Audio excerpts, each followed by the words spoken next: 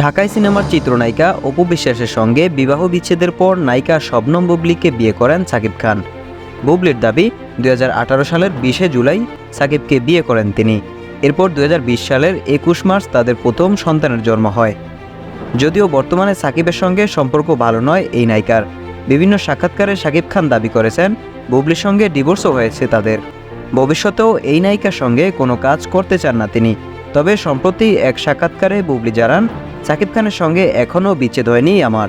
ঈদকে সামনে রেখে দেশের স্বনামধন্য স্যাটেলাইট চ্যানেল নাগরিকের বলা না বলা অনুষ্ঠানে এসেছিলেন এই নায়িকা, যেখানে তার মুখোমুখি বসেছিলেন চ্যানেলটির অনুষ্ঠান প্রধান ও জ্যেষ্ঠ সাংবাদিক কামরুজ্জামান বাবু।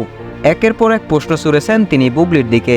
নায়িকাও সাবলীলভাবে সেসব প্রশ্নের জবাব দিয়েছেন। যেখানে সাকিব খানের সঙ্গে বিচ্ছেদ প্রসঙ্গে বুবলী বলেছেন, আমাদের এখনও বিচ্ছেদ ঘটেনি। এমন আরও অসংখ্য প্রশ্নের উত্তর বেশ অকপটেই দিয়েছেন বাংলা সিনেমার এই অভিনেত্রী।